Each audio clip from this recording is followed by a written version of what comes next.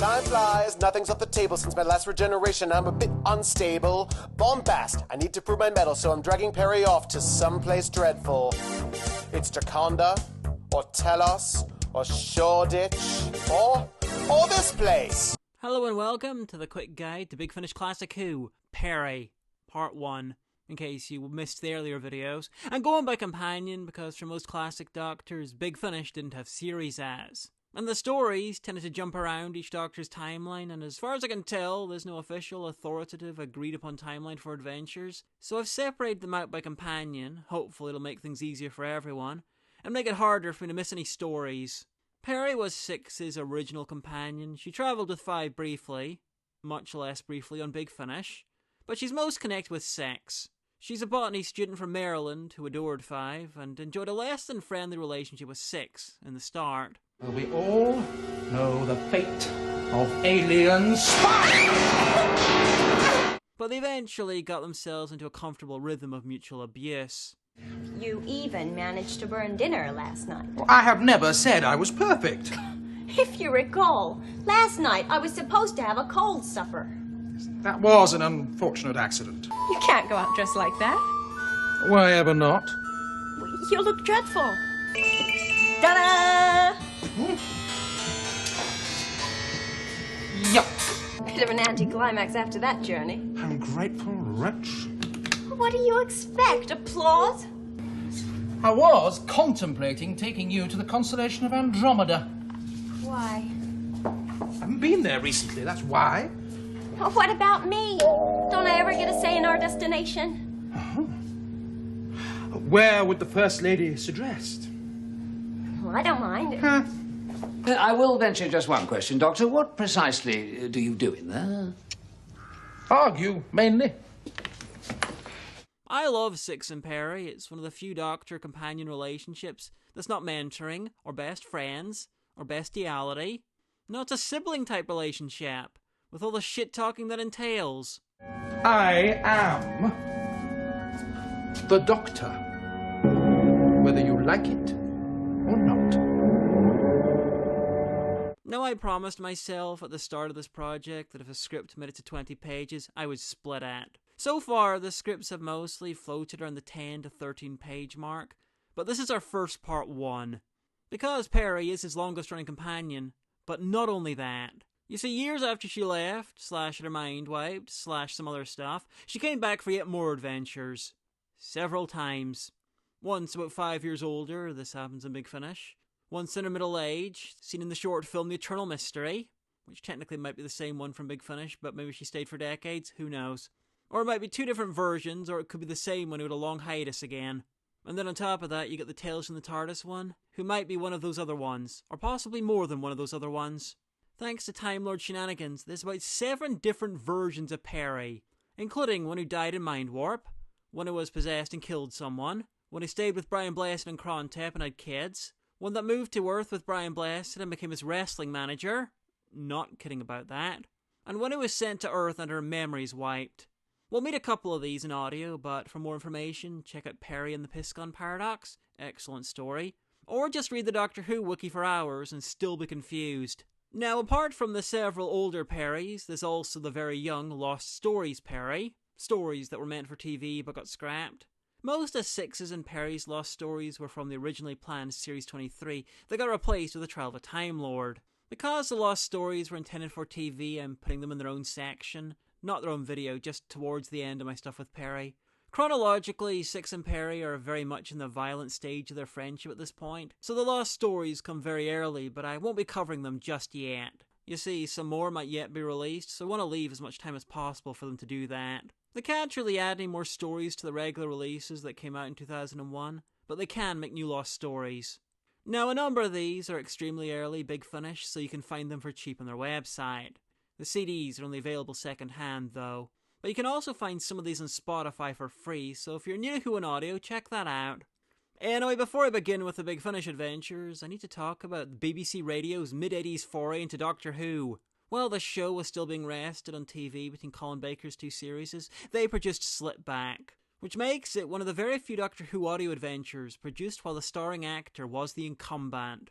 It was even written by Eric Sayward, the script editor for most of Colin Baker's time in the TARDIS, making it as close to official as an audio adventure can get. So it's kind of a pity that it's ass. Slipback was 60 minutes long and featured 6 10-minute parts, and nothing worth listening to. The main villain is a computer with a split personality, because it doesn't like the voice it was programmed with. I think. I kind of tuned out a few dozen times while listening to it. You realize you're asking me to lie? Oh, simply to make a mistake in your directions. If you do this thing for me, I'll reprogram your voice to whatever you want. Is that a promise? Cross my heart. There's also a disease that has 100% mortality and kills in seconds, which somehow hasn't wiped itself out yet. A hypochondriac spaceship captain who psychically gives his crew his imaginary diseases, and a whole load of nothing. Ode to a fascist mud scavenger. Oh, an inspired title. Almost brings tears to my ears. That's precisely what it did to the Hedron. Such was the mind-bending stiltedness of the performance. The mucus in the Hedron's gullet evaporated. It was forced to regurgitate Rudolph. Just let him out, quite unharmed. Quickly, down here. Who knows? We might get that lucky. If that creature finds your story as ended just as well as I did, I think you could be right. One of the few memorable parts is a Deus Ex Machina as the Time Lords stop the Doctor from saving the day, because the computer is already going to mess up its plan, send itself and the ship it's on back in time, randomly explode, and then kickstart the Big Bang. You must stop! What? What is happening has always happened. It is the key to all things. Talking about? I don't know. Explain, and quickly, I haven't got much time. This ship, the Vipod Moor, has always travelled back in time. The Vipod Moor will materialise at the heart of the monoblock and explode. I can't believe it. It is true. The Vipod Moor will originate the largest explosion the universe has ever known. Without it, none of us would ever have existed. I was going to stop the Big Bang. I do love it when the plot could have sorted itself out if the heroes didn't bother getting involved. On the other hand, thanks to this being responsible for the Big Bang, that means in a kind of weird way, Colin's era never ended. Because the whole of history and everything is just an epilogue to Slipback. Which does explain so much, but is oh so depressing. I don't want to say this story is minimal effort, but a few years earlier, Eric Sayward had worked on Terminus, Nissa's swan song story in TV, and it also featured actor Valentine Dial in a story about a terrible disease and a spaceship accidentally caused an explosion that caused the Big Bang. He ejects his fuel into a void, And it exploded. starting a chain reaction. Well, how big? Biggest explosion of all time. The Big Bang. Yes. Anyway, Slipback isn't available on Big Finish, but it is available as part of a special BBC Audio Doctor Who box set. And the last time I checked, there was a copy on YouTube, if you want to check it out. Anyway, we start off 6's solo Big Finish adventures with Whispers of Terror, the third main range release after Phantasmagoria with 5, and the Sirens of Time with 5, 6, and 7. This is so early they didn't even have the rights to either of 6's theme musics. It wasn't until partway through Evelyn's time that they sorted that one out. Now 6, more than any other Doctor, will get severe amounts of character growth thanks to Big Finish. This was mostly down to Colin Baker, who always wanted him to soften over time. But since Whispers of Terror is the start of that journey, he's basically full-on 80s TV sex.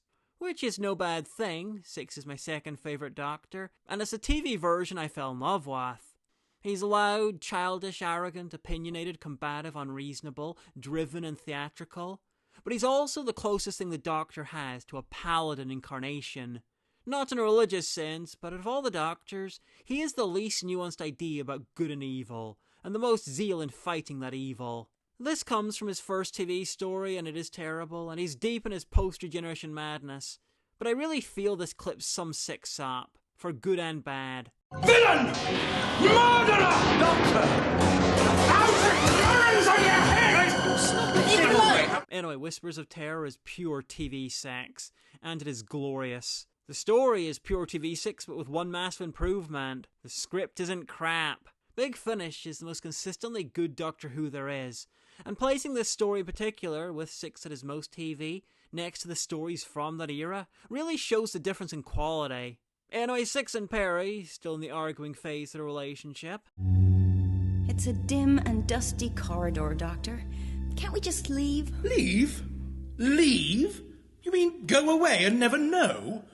Wander for all eternity and never know where we were, what might have been, what was to come? Don't shout, Doctor. There might be... Shout? I don't shout. People who have to resort to shouting to get what they want are merely demonstrating the inherent paucity of their argument. It's something that I never... All right, Doctor! Point made, I think. Before they hit the sibling-like shit-talking stage, arrive in the Museum of Oral Antiquities. Museum of Oral Antiquities, eh? Sounds interesting. Is that a joke, Doctor? If you like. A sound museum, and they find a body, and shortly afterwards are found standing over said body. He's dead, isn't he? Oh yes, he's certainly dead. And since you seem to have opportunity, let's discuss motive, shall we? The door killed him, we didn't. Well, I have to admit, I would expect murderers to adopt more subdued clothing and a less boisterous approach. Boisterous? Must mean you, Peri. Would you come this way, please? It turns out there's a murderous sound wave on the loose. A murderous sound wave that's intelligent, angry, and probably quite mad. Tell me who this is. Tell me. What's happening down there, Peri? I can't, Doctor. I don't know. That noise! Tell me who I am. Tell me. What's happening? Peri, are you all right? Tell me who I am. Tell me who What's I going am. on? Keep away from me! No! No!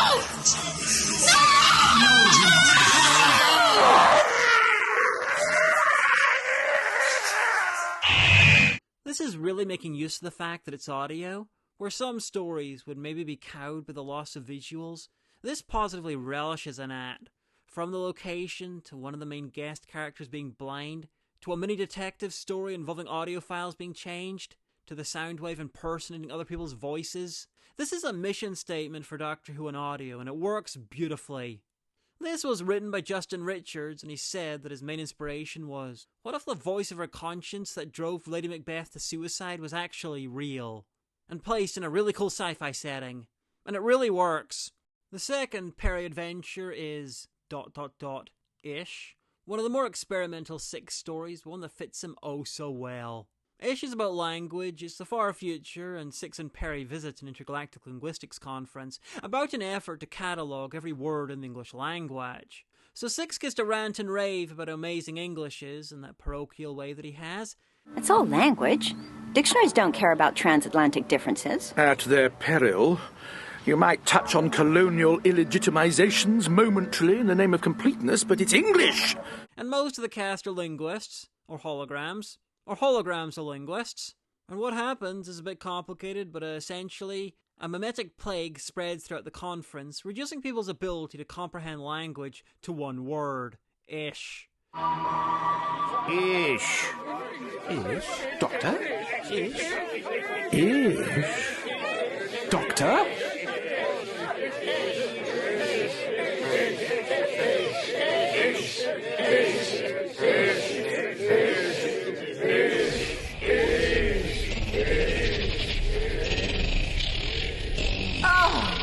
Let me out! Ish, ish, ish, ish, ish, ish, Look! ish, What's happened to you? He's finally become the mindless strain the faculty want him to be. Ish, ish, ish, ish, ish, ish, ish, ish, ish, ish.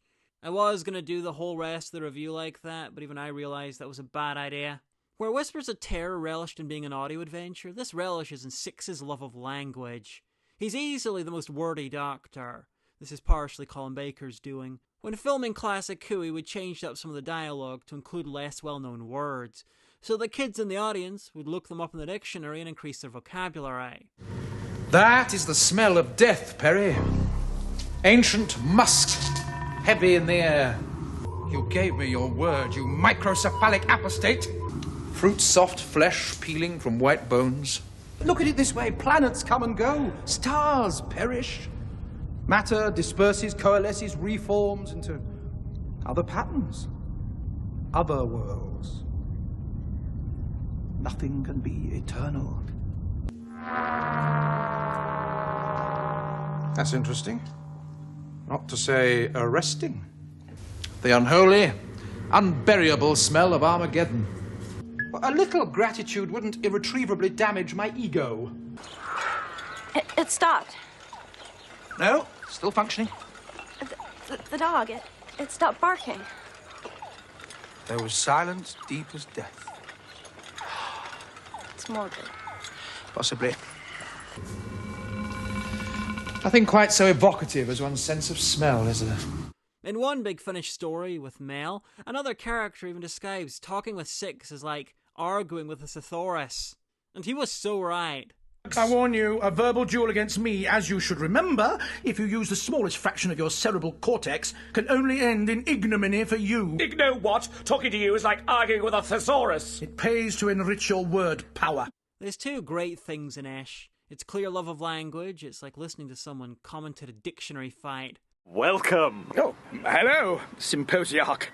Peri, Symposiarch Caudry, the convener of this congregated cornucopia. Hi, I'm his translator. The doctor's known quite ubiquitously for his mastery of English. Oh, is that the case? Mastery of English? And the world building. We got sentient computer programs, living words, a hollow ghost, a word with the ability to destroy language itself, all sorts of mad stuff. It even wanders into some pretty horrific stuff, like the fate of one of the villains, and defeating the Ish by using the worst language possible, Americanisms. Or are you not the full shilling? Or a few nickels short of $1. We need to keep upping the stakes, Lieutenant. Lieutenant. Aluminium. Aluminum. Glass. Glass. It's working, Peri. Can you feel the Ish losing control? Keister. Derriere. We mustn't yield. Give way. Or there might be a jam. Jelly. Jello. Jelly. Underground. Subway. Underpass. Schedule. Schedule. Let's call the whole thing Ish.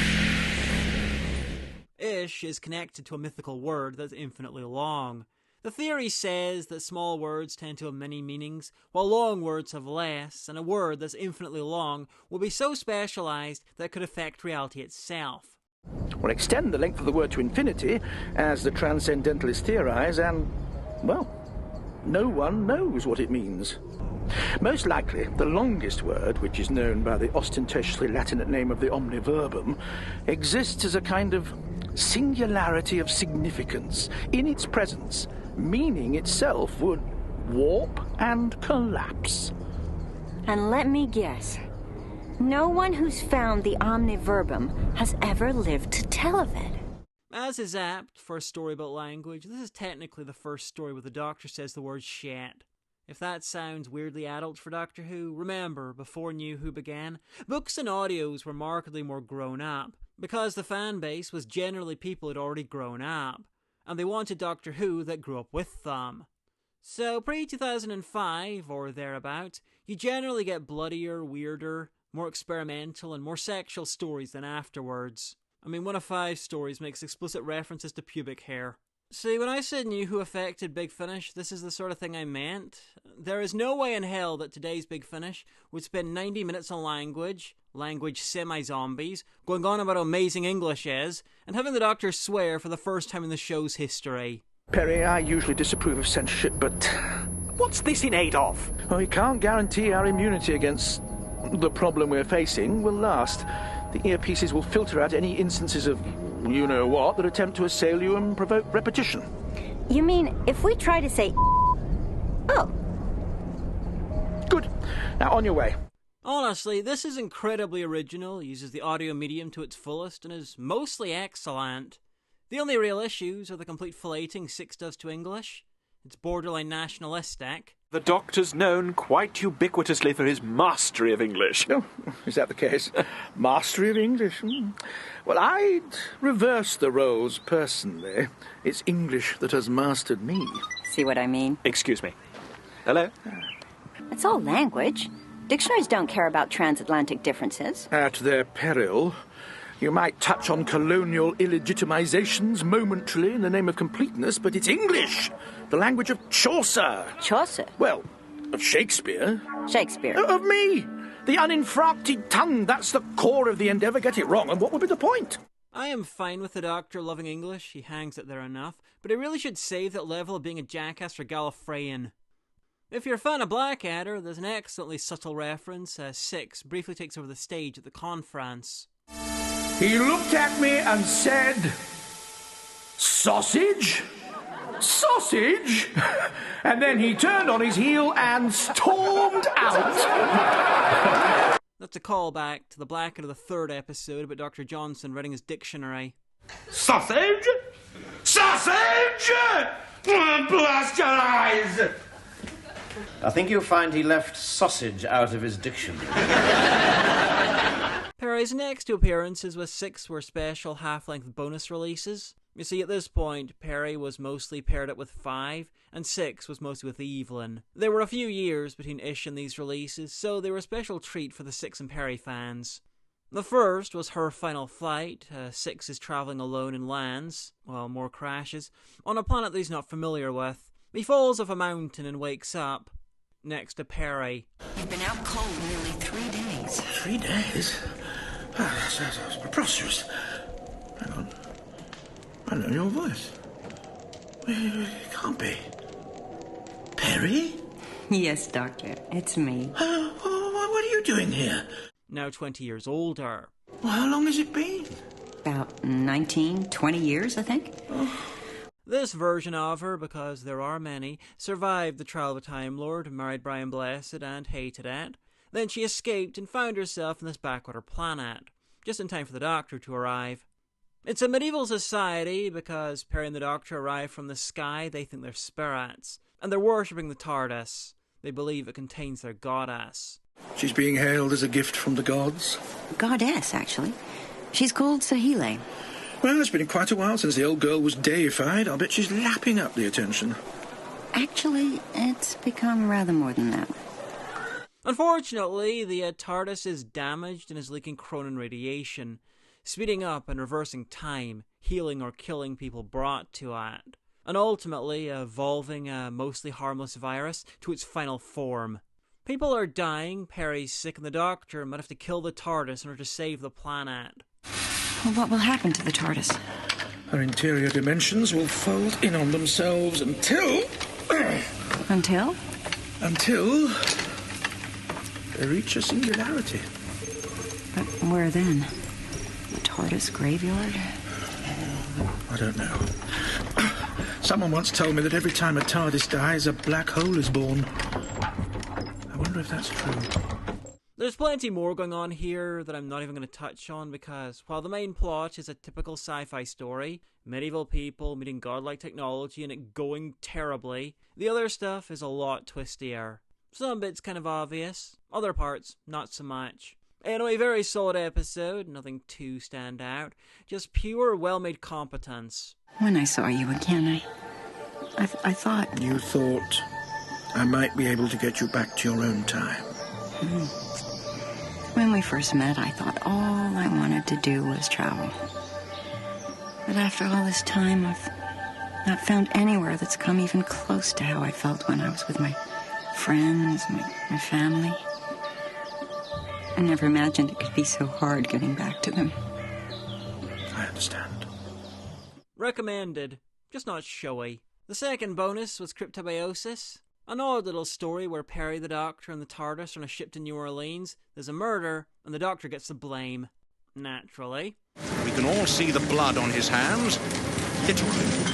As Master Mariner of this vessel, Doctor, it is my duty to place you under arrest. Just a minute. Doctor! This is ridiculous. I haven't murdered anyone. Crawford was dead when I got to him. This isn't my knife. Yet it remains in your grip. Though, quite cleverly, it's a ruse to force the Doctor to investigate the murders. Anyway, long story short, mermaids. There are mermaids in Doctor Who, and there's one trapped on board the ship. Amy? Peri? Sorry. There's your secret blown. Oh my god. She's a mermaid. The murderer plans on selling her to a freak show, and her friends and family want her back. This isn't terrible, apart from some accents, though I realise I'm kind of in a glass house on that one. It's just weird that there's mermaids in Doctor Who. But I suppose, over time, literally everything else fantastical has been proved to exist in it, so I don't know why I'm complaining. This is a taut script, excellent atmosphere and sound effects, with a satisfyingly dark ending for the prick of a villain. Oh my god! You will be our circus attraction. Get back! not too much else to recommend it for. Anyway, after those specials, Big Finish decided that 5 and 6 could share Peri, and with the Reaping, she once again became one of 6's primary companions. And it's apt, because the Reaping concentrates on her far more than the average release does. Anyway, the Reaping will take a little bit of explanation. A few years earlier, in 2004, there'd been a standalone 7th Doctor release called The Harvest. It was the future and introduced his first Big Finish companion, Hex, a Scouse nurse. Several years later, Joseph Lidster, who wrote for both Torchwood and the Surgeon Adventures, decided to use that story as a jumping-off point to create a loose trilogy of Cyberman stories, with The Harvest as part of the trilogy, taking the interesting approach that the Doctor does not experience the events in the same order as the Cybermen, or some other characters, so you can listen to the stories in basically any order. And because it's a multi-part story sharing a bunch of elements, it allowed him greater continuity and to devote slightly less time to the Cybermen in each story, which meant he could do much more personal, emotional and companion-based stories. The Gathering had the return of Janet Fielding as Tegan for the first time in audio, and The Reaping was all about Peri. The Reaping opens in the far future, a giant encyclopedia of media called the Gogglebox, no relation to the later TV show of the same name. So, where are we? The Gogglebox! One of the human race's greatest achievements! I'm embracing it already. Gogglebox is just an old cutesy nickname for TV. Peri's feeling homesick, so decides to find out what happened in Baltimore after she left. So, I just sit here, yeah? Oh, given this is an empty room with a chair in it, it's probably a good idea, yes. Smart. A resident of Baltimore has been found brutally murdered in St. Anne's graveyard. Would you like to hear more? Or go to the next headline? Ooh, yeah, murder in the graveyard. Spooky. The local man, Anthony Chambers, a 40-year-old father of 2, was working... Computer, stop! Mr. Chambers? Computer, let me out! Thank you for choosing Booth 71. So she and the Doctor return for the funeral, and there's a lot of real-life fallout, because she kinda didn't tell her mother that she was going off traveling. Mom? So, you decided to show your face, then? Mom, I've... Save it, Peri. Today, for once, the world does not revolve around you. I'm sorry. Aren't we all? She's 18, was on holiday on the other side of the planet, and let her stepdad know before running off with some complete strangers. So naturally, her mother's pissed off, and they are now divorced. The family stuff is handled very realistically, and Claudia Christian from Babylon 5 really shines as her mom. I can't believe he's dead. Mr. Chambers. I know. It's wrong. How are Kathy and Nate taking it? How do you think? Please don't. What do you expect? Look, go and get something to eat or something, and we'll talk later. I've got a full house. Okay. Mom, where's Howard? Well, I did accuse him of being responsible for my daughter's death. That kind of thing tends to have a negative effect on one's marriage. Dead? You thought I was dead? Just go and... Not now, Peri! I never realized it before, but she kind of has the perfect voice for an American Doctor Who actor. Powerful, authoritative, and the kind of American accent that sounds like a British person attempting to do one. Your traveling destroyed my marriage. Don't say that. You're not a child. You can face the truth. You come to my hotel room and tell me that you'll find something to do. I come back from the caves and Howard tells me you're going traveling with some English guys. He says he's left you on the boat and that you're fine. Then we go to fetch you and you're gone. We thought you'd drowned. Of course, he was more worried about some artifact you'd stolen. I didn't mean it. I didn't want to. It was an accident. Where did you go? For 4 months, where did you go? When were you thinking of coming back, huh? Next month? Next year? 1986? 87? When? This is basically Peri and Six's Aliens of London with a lot more vitriol and minus the Sethane.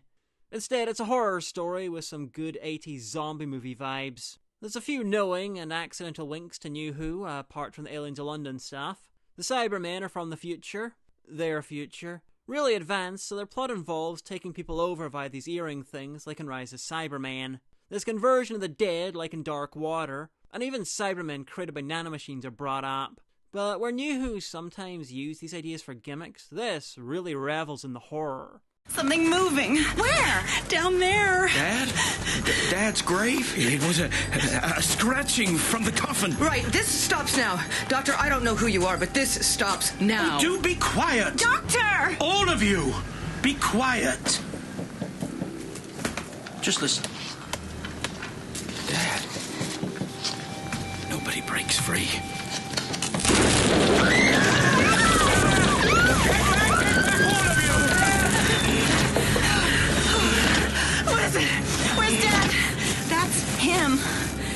I'm a Cyberman. That's not... Who are you? What are you? It is me. It is Dad. The villain is a really advanced cyber leader whose plan is ingenious and plays on the expectations of the audience and the Doctor. He's genre savvy. And how the Doctor deals with them is just ingenious. I'm not going to spoil much, but I'd like to mention his ultimate fate, because it's so beautiful I want this done on TV. The Doctor leaves them, maybe the smartest Cyberman he's ever faced, on Mondas, shortly before it's destroyed in the 10th planet, where his own technological ancestors take him for cyber conversion. Welcome home, Cyber Leader. Enjoy your future. What's left of it. Goodbye and good riddance. What are you? Why are you? You inferior? You are defective. Affirmative. I need repairs. You are inferior? Negative. We are the Cybermen. He's being returned to primitive factory settings. A clean slate. Commander Cheng, you will take this unit for reprocessing. Affirmative. It's so fantastically cruel. A Shad from New Who Series 12 should have had that ending. Much better than being blasted by the Master and inexplicably cloned and put into a replica of his own broken, weathered armor. Christ, Power of the Doctor was dumb. Anyway, the story ends with an epilogue that's just hilarious in its cruelty. So cruel, it almost takes you out of the story. But it really explains the shift in Peri and Six's relationship in Trial of Time Lord. Their closeness, less acerbic, less aggression. Is there any intelligent life here? Apart from me, you mean? Don't know. Should find out. They both go through some crap here. This is a very dour story that puts Peri in particular through some severe emotional ringers. The guest cast was mostly excellent, Claudia Christian especially. Oh, it looks to me like a big white egg. And that's your expert opinion. I'll say it was some kind of pod. From space? No, Janine, from Arkansas. Of course it's from space. So you think the Cybermen's inside? I do indeed. So we should destroy it. You really are Peri's mother, aren't you? Honestly, put that girl near anything remotely unusual or dangerous, and she wants to hit it till it stops moving. You expose my daughter to dangers to danger? We'll set that chat for later. Now, let's just concentrate on getting it open. But also worth noticing is Denise Breyer as Mrs. Van Geysingham, a family friend of Peri's. British intelligence? I thought so. Not much gets past me. The way you drive, I'm not... Yes, that's it, yes. I need you to drive me to the police station. Fells Point? Face the road! Yeah, sorry. Yes, that's the one. I knew there was something about you. Is that why you're wearing that... Oh, yeah, I meant to be undercover. As an American. How exciting. Not because the performance is great. It's not. It's kind of cartoony and doesn't fit the tone. But Breyer was a legendary voice actor who had a career dating back to the 50s.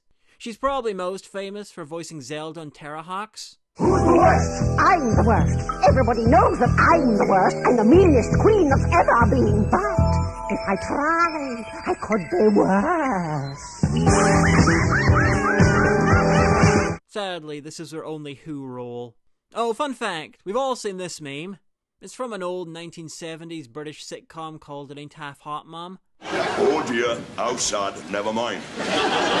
It's about British soldiers in India during World War II. They're a concert party. A group of soldiers there to put on shows to entertain the other soldiers. Kind of like a USO show, but without the fame. The character was Sergeant Major Williams, who's dedicated to trying to get the concert party to the front line, where they can hopefully die.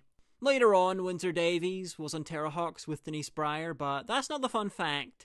The Doctor quotes this in The Reaping. I am one of the last. Have all the Cybermen finally died? Oh dear, how sad. Never mind. And that was Williams' catchphrase. Oh dear, how sad, never mind. So now you know. Anyway, The Reaping was excellent, highly recommended, and the Cyberman plot continues in The Gathering, along with a couple of characters, and I'll go into that in one of my 5th Doctor videos. I'll cover the Harvest in my 7th Doctor ones. Peri next turned up in Year of the Pig, one of my least favourite Big Finish stories, not just Doctor Who, of all time. Based on the cover, I was hoping for something inspired by a historical pig trial. You know, where people, usually medieval people, would try a pig for a crime. But like a weird 20th century version. But nah, there's shenanigans in a small holiday town on the Belgian coast as insufferable pricks are generally being insufferable. One of these insufferable pricks is called Toby the Sentient Pig, and he spends about half the story sitting in his hotel room and eating. Right on time. Let's go through the bill. 1 pot of Darjeeling, 1 crystal bowl of sherbet bonbons, lemon and strawberry ones, 1 dish of macadamia nuts and dried figs, 1 plate of cucumber sandwiches. Crusts? Guillotined. Escoffier couldn't have cut them more cleanly. Escoffier had people to do that for him. Oh, they've forgotten the shortbread. Should I ring down? I think you'd better. I need something sugary to keep me alive until 11's. Elsewhere, an insufferable man pretending to be a detective was on the trail of Toby. I knew a girl who kissed like you. Marie Lefebvre, the trunk murderess of Saint-Germain. Strangled her victims with the cord of her silk dressing gown, but they all went happily to the grave. Or I should say, to the left luggage department of the Gare du Nord. Excuse me? My thanks, mademoiselle. You have just saved the life of Inspector Alphonse Chaudelot. There's an insufferable old woman who's a fan of Toby. He made his fortune in various freak shows. I pride myself on my knowledge of the theatrical profession and its allied arts. Oh, do you? I profess a passionate interest in the conjurers, prestidigitators, prodigies, and funambulists of Europe. And yet your nom de guerre is not familiar to me. Well, my work has been a little further afield. The colonies. Frequently. Do you know a place called Varos? Of course. It's one of the Andaman Islands. And the least insufferable character, Toby's nurse, is just kind of hanging out, being less insufferable. There's a man in a deck chair with a huge pile of books, all wrapped in brown paper. He's not exactly dressed for the beach. Spats the colour of a poison bottle, yellow trousers, striped. Like a humbug. And he's eating a piece of cake. What kind? Battenberg. It matches the pattern of his waistcoat. Sorry, I really tried to not be as blunt as this, but this really wasn't for me. Matthew Sweet, who wrote it, has a doctorate from Oxford in this period in history, and it is crammed full of minutiae. You know, Peri, I think I'm lucky to have finally found myself a persona with sufficient sensitivity to appreciate Proust. Usually I'm all for that, but it's a sort of Jeeves and Wooster, upper-class English, early 20th century Pratt historical minutiae. And no, just no, not for me. Honestly, it kind of reminded me of the Behemoth, but without flipping Constance riffing everything. And the whole story has been hanging out with the rich twats at the ball. Having said that, well, it's not for me, it might be for you. So here's the sort of stuff you can expect. Judge for yourself. Now, what can we do to amuse ourselves? We can't look through the window at the rolling scenery, can we? It's Belgium. It should be this next turning. Right-ho, Doctor. How are we doing for time? Well, if we keep it up at this rate, we ought to be able to overtake them at the next crossing. But how are we going to stop the train? I'm not sure. Ever read The Railway Children? I'm not waving my panties in the air for anyone. And after that, well, my last few incarnations haven't been great bibliomaniacs. The third one, he was more interested in axle grease and looking in the mirror than the French classics. And as for my immediate predecessor... What about him? Well, he preferred cricket and fizzy lemonade to reading. Unless, of course, it was a boy's own yarn about some yah-yah aristocrat yomping through the Brazilian rainforest, depriving the natives of their orchids. I've read that. Hello? Room service for you, Inspector. Hello? Oh. Nobody home. Which makes it all the easier for us to have a snoop around. Oh, that's what I was hoping for, yes! Sorry to disappoint you, but I don't really feel physical pain. I understand that we gave up that little habit some time ago. Get off me! Hold still!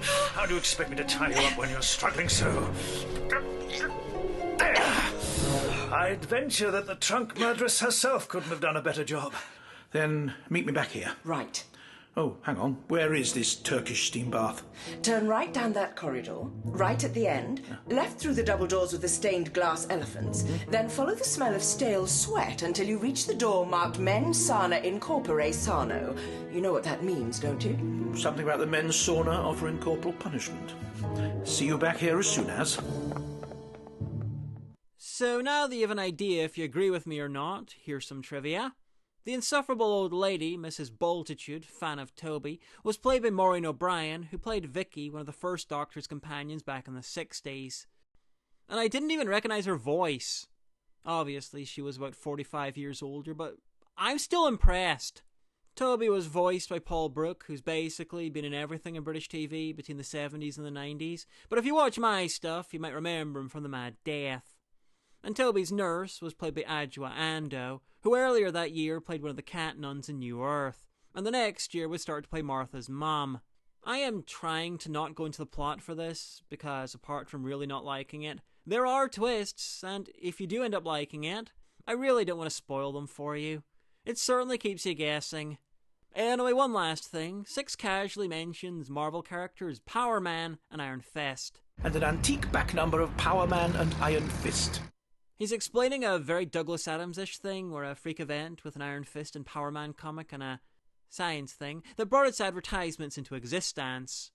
I was thinking that when you were looking through that telescope of yours. Did you know that in the middle of the 25th century the world was flooded with X-ray spectacles? But they're just a con from the small lads. Indeed. They shouldn't have existed. People said they were preposterous. Well, once they had a good look at their neighbours trolling about in their underwear. And they were preposterous. They had no place in the universe. They've been summoned into existence during an industrial accident at a plastics factory involving a matter synthesizer and an antique back number of Power Man and Iron Fist. Well, the company boomed for a year, but then business suddenly collapsed. Why? Sounds like a wonderful invention. Well, nobody knows how. The factory was completely destroyed by a rampaging horde of sea monkeys. It's probably my favourite part of the story. If you don't count the bit where Six gets into a fight with Marcel Proust and has a minor breakdown over it. Don't worry, Doctor. I'm sure he'll forgive you. Forgive me? Marcel Proust was one of the most notoriously sensitive authors in the French canon. I wasn't aware that he ever left his bedroom long enough to have dinner in a restaurant. He wouldn't even go to the theatre, you know. He'd just lie there under his quilt and listen to the play being relayed over the telephone. And to think, I grabbed him by the shoulders and called him Marcel. Well, yes. And breathed port fumes up his nose. Yes. And told him what I thought of Swan. Yes. Ah, how embarrassing. Well, try not to give it too much thought, Doctor. You never know. The incident might end up in a book. I do hope not. Next was recorded time in other stories. Rather than one 4-part story, this was 4 1-part stories, like 100 with Evelyn. Now, some releases like this have a theme or a rough continuity joining them together. This doesn't. It's just 4 short Doctor Who adventures. First is Recorded Time, a very silly little tale where the Doctor and Peri end up in the court of Henry VIII, and he wants to make Peri his next bride. At the same time, a monk has a magic pen that writes things into existence, and Henry wants him to use it to make him immortal. Will you be my queen? Henry, we've only just met. Besides, you're already married. Together we'll reign over everything, even time itself. Scrivener, write! Of course, Your Majesty. All I can say about this is the monk's already writing stuff into existence for him, so why not write Peri into marrying him? Hell, why wasn't his first order make me immortal and make it so I don't need to use the monk and the magic pen again? This is actually pretty good, logical issues aside. The Doctor is mistaken for a wandering jester because of his outfit, and he ends up in the stocks, which is just hilarious. Splendid! Now, let us see if I can hit your nose! I'd really rather you didn't, if it's all the same to... Nearly! Oh, for someone with a reputation for the greatness of his intellect, you really are a Philistine. Oh. The hour grows late, and you begin to bore me. You'll forgive me if I'm not offended. I bid you a good night in the stocks to contemplate what is to cross a king in love. And because the events are Matt Smith's era, it is very possible that 11, Amy and Rory had a good laugh and snuck past him on the way to lose Rory's phone charger. The second story is better, paradox aside. Basically, the TARDIS receives a message from a destroyed planet with a mythically powerful armory, and the message is from Peri. Play. I've been asked to record a message to help you. But that... We are prisoners of the alien my voice. I know. What I don't know is why it's being broadcast from the legendary lost planet of Sendos. Or how? Indeed. Naturally, figuring that this is going to happen anyway, the Doctor decides they should investigate. This is a very simple story of timey-wimey stuff, but very competently handled. Though the villains, the evil Volsci, are basically a stupider version of the Dravens.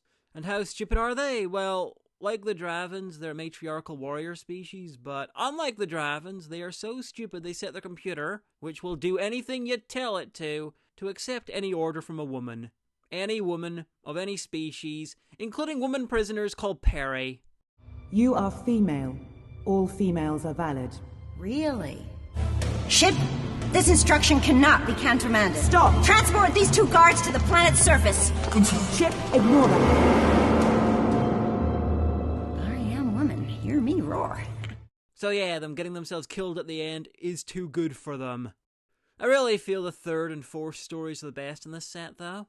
3 is a most excellent match, and fuck it, I am going to spoil the hell out of this, because this could make for an excellent episode of New Who. Peri is in Pride and Prejudice. It's a holodeck type thing that involves brainwashing, so she believes she's a character in it. Pride and Prejudice world. These strides are too tackle tight, Officer BB. I can barely cruise. Of course, she has 2 suitors who want to marry her, the charming Mr. Darcy and the mysterious Dr. John Smith. I have hopes for a union of my own with the family. Have you indeed? Well, I have heard Miss Peri holds you in high regard, but can such a lowly family be a suitable match for one of your lofty status? As I say, Doctor, Miss Brown has fostered unfamiliar feelings in me. Please, don't let me keep you. I have a mission of my own. We shall see whom fortune favours. Please forgive the interruption, Miss Brown. I have an obligation that cannot wait. Dr. Smith? Miss Brown, despite all appearance to the contrary, I have always had the highest regard for your spirit and many other qualities which are not unattractive. I am here to request your hand in marriage. Now, the Doctor knows they're in a simulation. You see, he's trying to rescue Peri from it. And Darcy is a malevolent program, and through symbolically becoming his in marriage, she'll consent to become his in real life, and he'll be able to download into her body and run off and do evil, I assume. Of course, the program is constrained by the simulations, so he needs to get her to agree to marry him. And the program can do other works of fiction too, so what happens if someone starts integrating other classic literature into the story in an effort to defeat him? As in, control the program via controlling the parameters that he can operate in. What's that in here? Cranton, the password! This code being pulled from the Hardy Matrix. I can't see what's doing it. Hardy? You've got Thomas Hardy in here? Be lucky to get out alive. I'm afraid I have another request, Miss Peri. You see, I cannot bear to count the days till you become Mrs. Darcy. I too cannot wait to take the D'Urberville name. So why wait? What? Damn interference! Gonna have to recalibrate. Leaving so soon, Dr. Smith. Ah, Mr. Heathcliff now, is it? I'd have you stay and join me in a game of chance. Said you may. Then again, you may not. What is this charade? You see, only now dare I own who I have been as well as who I am. You may know of Mole Flanders by reputation, late of the colonies.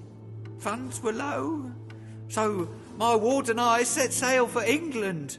It is really clever stuff. It'd even work as a better-than-average holodeck story in Star Trek. Part 4, ? Is roughly as good. The Doctor, Peri, and some other people are on a derelict ship. Or is it a base? Wherever they are, it's seen better days. Can you feel that? Some sort of vibration under the floor. It's getting stronger. Get away from those pipes, both of you, quickly! Pressure's increasing, well, don't just stand there! Come on! The power's going on and off, there's ominous sounds, and no one has any memory of who they are. ? Is what everyone calls the Doctor because of his shirt. Whatever this is. I am not a what, Mr. Stone. I'm a who. Yes, and it looks like you always were. Sorry? The question marks on your collar? What question? Oh. Oh, yes. How odd. The acoustics are all wrong. Delle belle turpando il riposo, Narcisetto e Doncino d'amor. You really are a strange one. Funny the things we can recall.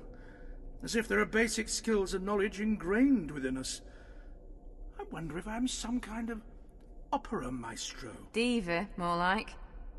Do you think that's true? You heard that vibrato? Not that.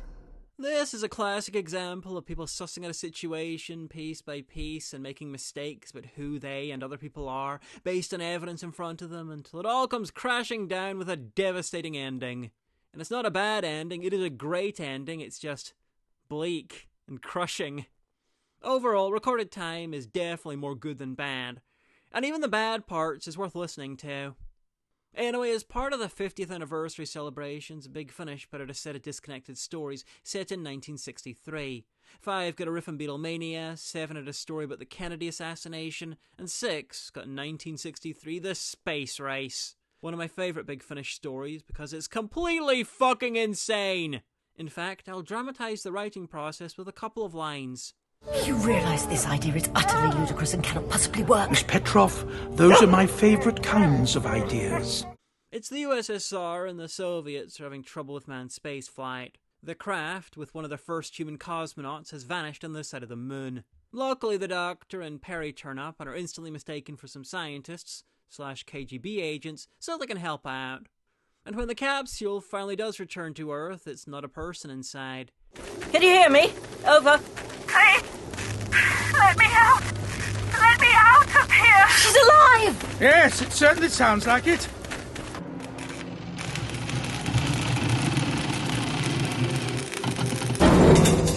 Hatch seals have now been cut. Over. Then open the capsule. Get her out of there. Over. Opening hatch. My God. I don't believe it. What is it? Miss Petrov, report! Report! It's absurd. Cosmonaut Talanov is gone. There's a dog inside her spacesuit. A dog? It's Laika. Laika the space dog, now speaking perfect Russian with the missing cosmonaut's voice and wanting revenge on mankind. There you go. That's better. Can stretch my legs. Can... Ah! What are you doing? I must be free! Free! Christina, what's going on? All the animals have gone crazy. Yes, because they know that I'm here. What the? I recommend you run, human, if you don't want to be torn to pieces. Stay back! Stay back! You see, Laika was a bit miffed about being a stray dog and then being sent into space in a suicide mission. So when she got the chance, via some space bullshit, to harvest human body parts, to elevate all animal kind to human-level intelligence and speech, she took it. But now it is time for a revolution. For animal kind to rise up and take this world. And now she means to wipe out / farm humanity for her trans-animalist aims. No, my comrade. We will not kill them. Not yet. Not until we have what we need. Anyway, before long, she's using her paws to strap down and vivisect Russian soldiers to upgrade her comrades. What are you doing? What do you want with me? Your vocal cords. And your brain. What? Comrade, pass me the surgical knife, could you? Thank you. Please, Don't do this! You don't have to do this! Don't worry, Hugh. You won't suffer for very long. And handing out guns to any who can hold them. This is possibly the headiest mix of ridiculous and horrific that Doctor Who has ever managed to produce. And that is saying something. All the monkeys are now armed. We are, Comrade Leica. Then it is time we went on the attack. Comrades! This world is ours for the taking. And we will take it by tooth and by claw, by sweat and by the blood of our enemies! Well, now I know you're mad. I just wanted to make sure. It was interesting to see Peri, the early 80s all-American girl behind the Iron Curtain, getting to see how the other half lives, flirting with a nice Russian boy who's noticed that her accent's a little Western. Do you have a girl back in Kirov? No. No, just my parents. Where are you from? Your accent suggests you're not from Russia. No? Where does it suggest I come from? Somewhere in the West, I think. Possibly Latvian? Yes, that's it. Latvian. This is just fucking amazing. Easily one of my favourite Who stories, because it just keeps amping up the crazy. New Who thinks it's being zany when there's a dinosaur on a spaceship, or someone yells out the name of the episode. Dinosaurs on a spaceship. I'm riding a dinosaur on a spaceship. I know. This is a semi-sentient black hole, a dog sitting off a nuke, a secret CIA moon base, monkeys with rifles against the Soviet army, the Doctor driving a jeep around a base, dragging a pile of meat behind him like the Pied Piper, and a genocidal Leica. Do not kill the defenseless. We shall use them to give the rest of us mind and voice. But to those who would kill us, those who have captured and tortured us, we will show no mercy. Vengeance will be absolute. In the name of animal kind! Animal kind! Just making the innocent space dog the villain is madder than anything the TV show has ever done. Even this. This might be the only time the Doctor takes stock and tries to work out exactly how many versions of him are on Earth in any given moment. He knows that there's at least 11 versions of him on Earth right now. And it's not just a random number. Each of those Doctors are in real stories on Big Finish or elsewhere. The majority are in Light at the End, Big Finish's giant multi-Doctor crossover for the 50th anniversary, where the Master takes on the first 8 Doctors, though 4, 5, 6, 7 and 8 are the main characters. But that's a Crisis crossover, so we'll be covering that in a special separate video. Anyway, I'm going to end this here. We're about a third of the way through Peri's 6th Doctor adventures, so expect 2 more videos with her and many more highlights, because Peri's best adventure is yet to come. These releases are mostly very early Big Finish, so they're among the cheapest you can buy as downloads on their site, or, find for free on Spotify. Alas, the best of these, The Space Race, is also the newest, and unless there's a sale, it's basically full price. So if you want a copy of it, I would really suggest looking for a second-hand physical copy. But however you buy it, it is worth that. If you want to check out some good cheaper ones, I suggest Ish and Whispers of Terror. The worst story is definitely Year of the Pig, but that really doesn't seem to be universal feeling, so that might just be a me thing. You might dig it. Anyway, see you for Peri Part 2. One world's very like another. Even Earth's got mysteries to uncover. It's a mob, it's a riot, they're causing a commotion. Gotta help George Stevenson do the locomotion. What do you mean? You meet one amoral renegade time lady. That's me, am I okay? Gonna end up in an underground souffle. This pains me to say aloud, but I'm dripping sweat from my noble brow. Okay, we're